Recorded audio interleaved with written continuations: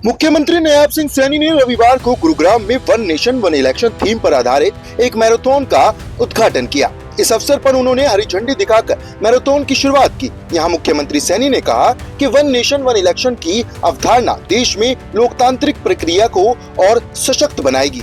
ये मैराथन केवल एक खेल आयोजन नहीं है, बल्कि ये देश की एकता और विकास के प्रति हमारी प्रतिबद्धता का प्रतीक है। एक साथ चुनाव कराने से न केवल समय में संसाधनों की बचत होगी, बल्कि सरकारें विकास कार्यों पर अधिक ध्यान दे सकेंगी। उन्होंने युवाओं से इस अभियान में सक्रिय भागीदारी करने और जागरूकता फैलाने का आह्वान किया। साथ ही कहा, ये केवल एक दौड़ नहीं, बल्कि देश की एकता का प्रतीक होगी। मैराथन में बड़ी संख्या में स्थानीय लोगों, युवाओं और खिलाड़ियों ने हिस्सा लिया। इस आयोजन का उद्देश्य वन नेशन वन इलेक्शन की अवधारणा को जन जन तक पहुँचाना और इसे एक जन आंदोलन का रूप देना था। लगातार महापुरुषों ने जब भी कुरीतियों या समस्याओं के प्रति आवाज को बुलंद किया है, पूरे देश को साथ लेकर के उस समस्या को समाप्त किया है। मैंने जिक्र किया है कि जब अंग्रेजों का देश के लोगों को ऊपर अत्याचार होता था, महात्मा गांधी जी दांडी यात्रा लेकर के निकले। देश के महापुरुषों को सम्मान की बात होती थी। आदरणीय नरेंद्र मोदी जी ने स्टैच्यू ऑफ यूनिटी, एकता की दौड़, पूरा देश उसके साथ दौड़ा, उनको अपना श्रद्धा सुमन अर्पित किए। सरदार वल्लभ भाई पटेल, आतंकवाद के खिलाफ आदरणीय मोदी जी ने एक कड़ा स्टेप लिया। पाकिस्तान की सरजमी पर जाकर के हमारे जांबाज सैनिकों ने उस आतंकवाद को नेस्तनाबूद करने का काम किया। पूरा देश तिरंगा लेकर के दौड़ा। ऑपरेशन सिंदूर, हमारी बहनें ऑपरेशन सिंदूर के माध्यम से एकता की दौड़ में उस हमारे जांबाज सैनिकों के समर्थन में, आदरणीय प्रधानमंत्री जी के समर्थन में एक पूरा देश एकजुट करके खड़ा हुआ आतंकवाद को नेस्तनाबूद करने में।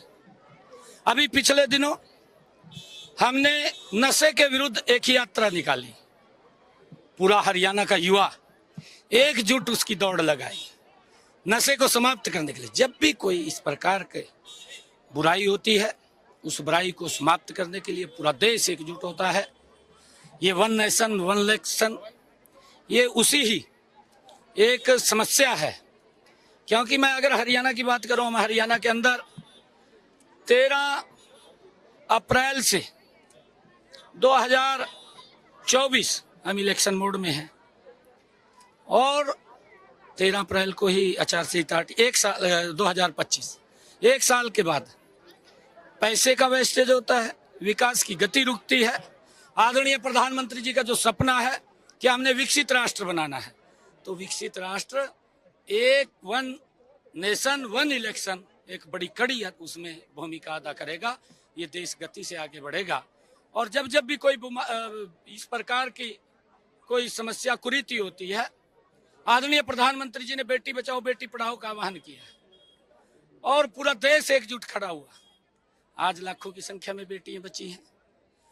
उसका बेटियां, आज हमारी बेटियां राफेल जैसे विमान को उड़ाने का काम कर रही हैं। आज हमारी बेटियां बॉर्डर के ऊपर हमारी रक्षा सुरक्षा कर रही हैं। और आदरणीय प्रधानमंत्री जी ने स्वच्छ भारत का आह्वान किया। पूरा देश एकजुट हुआ है कि बीमारियां नहीं होनी चाहिए, भारत स्वच्छ और सुंदर सशक्त होना चाहिए। ये वन नेशन वन इलेक्शन भी उसी कड़ी का एक हिस्सा है। प्रधानमंत्री जी का आह्वान है कि हमने देश को एकता के सूत्र में पिरो करके देश में एक समय के अंदर ही इलेक्शन होने चाहिए। इससे खर्चा बहुत कम होगा और इससे प्रशासनिक अमला विकास के अंदर गति से काम करेगा और देश ये विकसित राष्ट्र की तरफ बढ़ेगा। इस आह्वान को लेकर के हम सबको इसका समर्थन करना चाहिए। वन इलेक्शन वन नेशन को लेकर के आज गुरु द्रोणाचार्य जी की ये पवित्र भूमि, माँ शीतला की भूमि, जहाँ से वन नेशन वन इलेक्शन को पूरे हमारे युवा साथियों ने, हमारे आम नागरिकों ने, सभी प्रबुद्धजनों ने आज इस यात्रा को समर्थन दिया है। मैं सबका दिल से बहुत बहुत धन्यवाद। राष्ट्रपति की अध्यक्षता में कमेटी का गठन किया गया था, उनकी रिपोर्ट भी तैयार हुई है। क्या लगता है विपक्ष का सहयोग मिलेगा? देखिए, मिलना चाहिए। मैं विपक्ष के लोगों से कहना चाहूंगा कि जब राष्ट्र हित की बात आए तो विपक्ष को भी इसमें आगे आकर के अपनी भूमिका देनी चाहिए।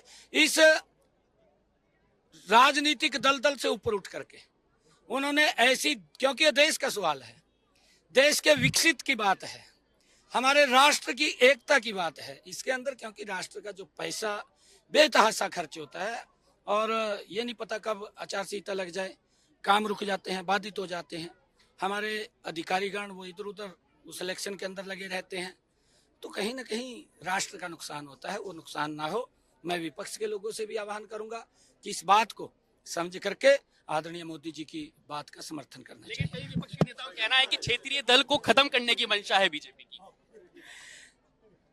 अभी तो मैं, क्योंकि ये ऐसा पवित्र वो है, क्योंकि वो तो चाहते हैं कि देश कहीं ना कहीं इस प्रकार की समस्याओं से ग्रसित रहे, वो समाधान की तरफ नहीं है। मोदी जी ने धारा 370 हटाई, कितने लंबे समय से समस्या थी, आज जम्मू कश्मीर विकास की गति में आगे बढ़ रहा है। बोडो का 40 वर्षों से संघर्ष चल रहा था, आज वो समाप्ति की ओर है, समाप्त हुआ है। नक्सलाइट का आज समाप्ति की ओर है, आज वो खत्म हो रहा है।